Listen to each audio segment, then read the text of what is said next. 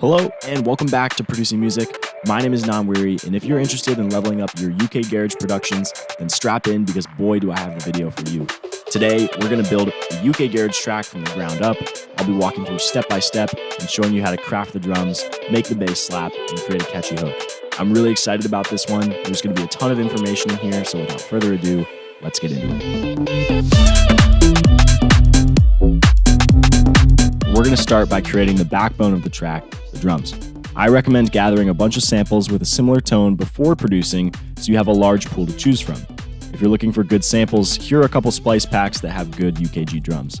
Okay, so we have our samples and we have our BPM set to 130. Let's start with a 4 on the floor rhythm with a tight but powerful kick. From here, put a clap in the standard position on the 2 and the 4.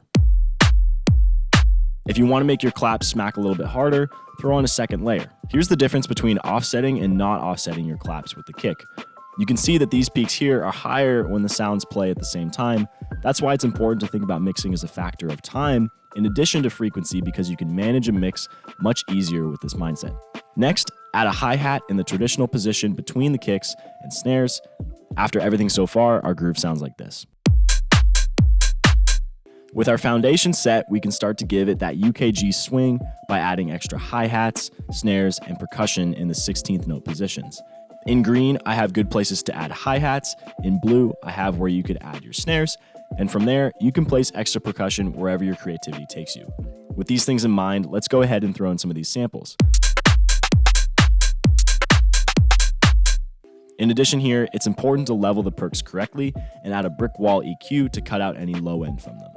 Once all that is set up, to add an extra dimension to the drums, use a short, clicky hi-hat in the background playing 16th notes with variations in velocity. A good rule of thumb when making these type of velocity patterns is to follow this sort of shape. With all the programming done, it's time to give it that classic UKG swing. To do this, you can use the groove pool and choose a 16th note groove pattern. The numbers here represent the intensity of the groove being applied. If you don't have a groove pool in Ableton, here's a before and after picture of what the groove is actually doing, so you can see how to adjust some of your hits off the grid to add extra groove. Here's how you can process these types of drum grooves. Since there's a lot going on, you only want to make subtle changes like slight EQ adjustments and some compression. To give it that classic UK feel, snatch up an organ sample and throw it into a sampler. Here are some good ones I found on Splice again, including the one I'm using for this track. These will be listed in the description as well if you want to find them after the video. Mess around with some melodies and see what you come up with. When I have beat block for bass lines, and if you're having trouble writing something that you're happy with, what I like to do is use a signature bass pattern as a starting point. One note pattern that works really well for UKG is the dotted 8th note rhythm. Set the MIDI clip to 2 bars long and add in tones in this interval. Duplicate it across and change the notes in every bar to create a starter melody. You can usually come up with something decent with this strategy, but even more importantly, the starting point inspires new melodies and alternative bass lines. Once you've used your sample to create a bass line, there's some extra stuff you can do to make it sound even more professional and give you more control over your bass levels. Start by cutting out the sub-frequencies in the organ sample and copy the MIDI pattern to a new track. Throw on your favorite synth and create a simple sub-bass. I'm making mine in Serum by taking a sine wave and lowering it 2 octaves. And then most importantly, no matter which synth you're using, make sure to match the envelope with the shape of the organ sample. You can see I've done it here with envelope 1. It'll be hard to hear the difference without headphones, but doing this makes the two sounds meld together and sound like one. To glue them together even more, you can add some saturation, compression, and EQ to get the levels just how you like. Optionally as well, you can copy the organ sample, pitch it up, EQ it, and add some reverb to create a high layer you can add as variation.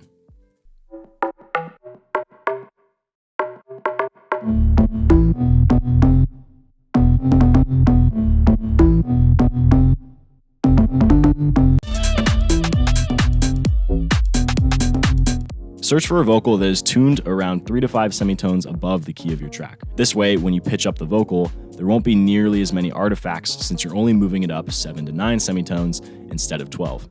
I've done it here so you can hear the difference. Again, I find the sweet spot for this is around 3 to 5 semitones above. Because of this, I found a vocal sample that was in the key of C sharp minor, even though this track is in A minor. Once you find your vocal and pitch it up accordingly, you can chop it up by going through and finding some interesting sections. Oftentimes these are vowel sounds, like this one, but they can also come in other forms. One helpful tip for Ableton users is if you're trying to find these sections, is to highlight a section you think might sound good and do Control plus the spacebar, which will play only the highlighted section. With the selection done, it's time to create the melody, and honestly, this just takes some experimentation, although it's pretty typical to run into a good melody in a couple minutes.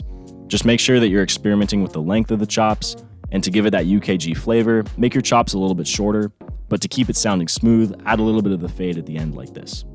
The result should sound something like this.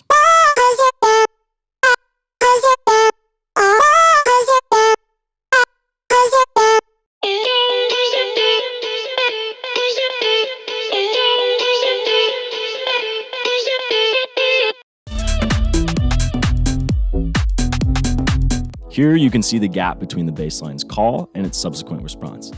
Because of this, it would be a great place for a bass fill. And to call more attention to it, I'm going to cut out the drums during this section too. Doing so will add more groove and make the mixing process just a little bit easier, which your future self will always thank you for. The second tip I have is to create a pad or vocal swell that plays in the stereo field during the second section of the drop. The elements in place so far take up a lot of the stereo central field, so giving the listener something to hear on the sides is going to make better use of the mix. To do this, take a vocal sample or pad and throw on a volume shaper plugin. In Ableton, you can do this with the auto pan, adjust the amount to 100% and the rate and shape to taste. With a little extra reverb and the auto pan plugin applied, you should get a sound similar to this. Lastly, you can add a fake out. To do this effectively, cut out the drums during the first section of the drop, then add a low cut to the master by automating an EQ, put in an extra riser, build snares, and a crash, and you've got yourself a fake out.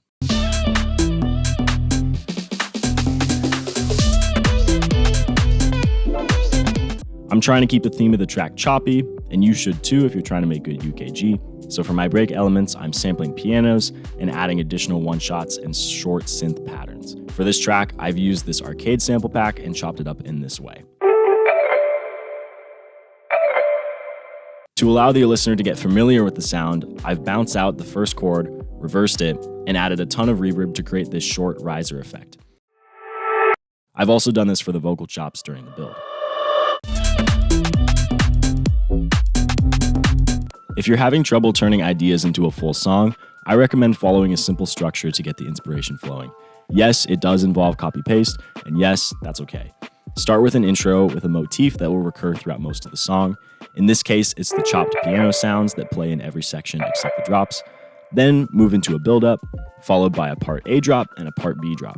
Then you can introduce the break. This could be a whole 16 bars, but I recommend keeping them short as the listener won't get too bored. This is where you'll introduce a new element.